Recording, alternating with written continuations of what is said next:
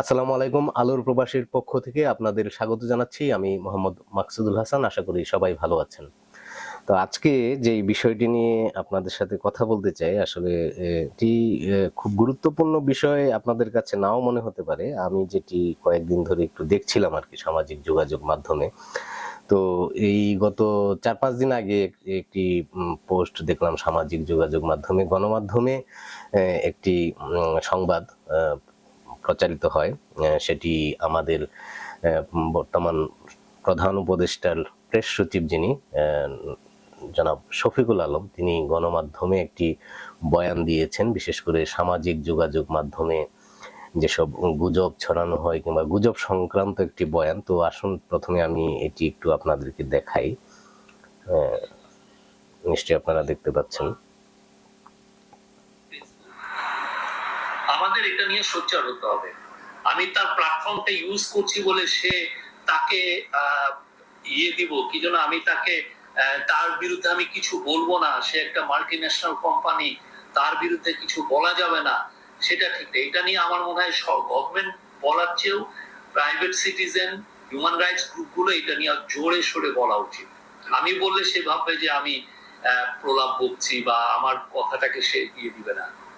আপনি দেখেন, ব্রাহ্মুর ভায়োলেন্স বলেন বা পরবর্তীতে ভোলার ভায়োলেন্স বলেন বা নাসিরনগরের ভায়োলেন্স বলেন বা 2021-এ কুমিল্লা, চাঁদপুর, নোয়াখালীর ভায়োলেন্স দেখেন, প্রত্যেকটা ভায়োলেন্স, বা এই যে কিছুদিন আগে ইয়েতে যে ভায়োলেন্সটা হলো সুনামগঞ্জে, প্রত্যেকটা ভায়োলেন্সের ইয়েটা হচ্ছে হলো ফেসবুক।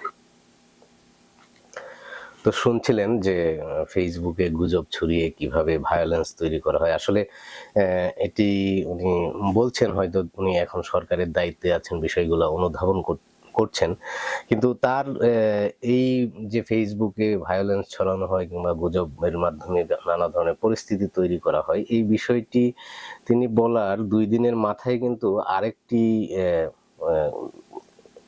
ভিডিও ভাইরাল হয়, সেটিও আপনাদেরকে দেখাচ্ছি। সেটি হচ্ছে, নিশ্চয়ই আপনারা ইতিমধ্যেই দেখেছেন ভিডিওটি। প্রিয় দেশবাসী, আসসালামু আলাইকুম। আজকে সেনাবাহিনীর 46 ব্রিগেডে এক ধরনের অস্বাভাবিক মুভমেন্ট লক্ষ্য করা গেছে। আশঙ্কা করা হচ্ছে সেনাবাহিনীর একাংশ থেকে একটা কুয়ের প্রচেষ্টা চলছে। আমি সেনাবাহিনীর জুনিয়র অফিসার ও সৈনিকদেরকে এই প্রচেষ্টা রুখে দেওয়ার আহ্বান জানাই। দেশবাসীকে এখনই রাজপথে নেমে আসতে আহ্বান জানাই। সকল ছাত্রাবাস, ছাত্রনিবাস থেকে মিছিল নিয়ে রাজপথে আসুন। এই রাতেই জনতা আপনাদের সাথে যোগ দেবে। আমরা ওদের দেখিয়ে দিতে চাই আমরা জেগে আছি, বিপ্লব জিন্দা আছে। প্রয়োজনে রাজপথে ইস্তাম্বুলের মতো শুয়ে পড়ে ট্যাঙ্ক আর আর্মার্ড ভেহিকেলের প্রতিরোধ করবে। মাদ্রাসা থেকে নেমে আসুন আমার ভাইরা, সকলে আজ রাতেই। এটা আমাদের বাঁচার লড়াই।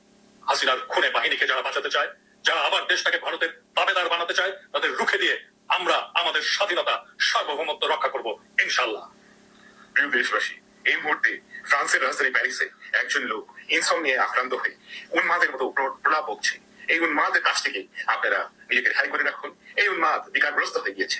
এই উন্মাদ ভারী গলায় বলার চেষ্টা করছে দেশে বিপদ ঘটেছে। প্রিয় দেশবাসী, রাস্তায় নেমে আসুন। বোকাচোদা কথা, উন্মাদের বাচ্চা উন্মাদ। তোর কোনো কাজ নাই, তুই ঘুমাতে পারিস না, গর্দব কথা, ঘুমা চালার চালা, ননসেন্স একটা।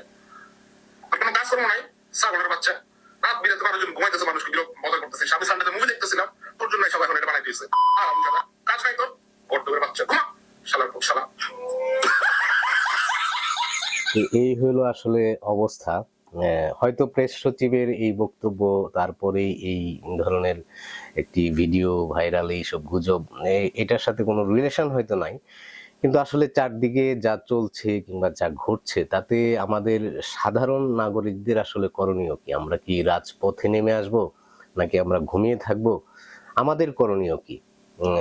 এটি আসলে খুবই চিন্তার বিষয়। যাই হোক, আপনারা হয়তো আপনাদের করণীয় ঠিক করবেন, যারা দেশ নিয়ে ভাবেন, সচেতন নাগরিক হিসেবে নিজেদেরকে চিন্তা করেন।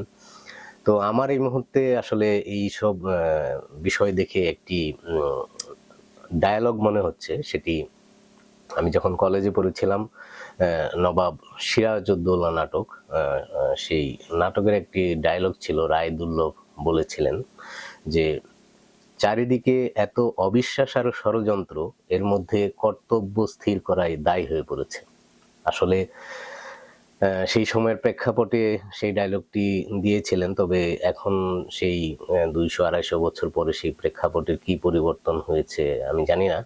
তবে আপনাদের কাছেও এই ডায়লগটি এখন প্রাসঙ্গিক কিনা সেটি আপনারা বুঝবেন, আপনারা হয়তো বিশ্লেষণ করতে পারেন। তো আজকে আর আমি কিছু বলতে চাই না, শুধু এটুকুই আপনাদেরকে দেখালাম। নিশ্চয়ই আপনাদের করণীয় আপনারা ঠিক করবেন। ধন্যবাদ সবাইকে, ভালো থাকুন, আল্লাহ হাফিজ।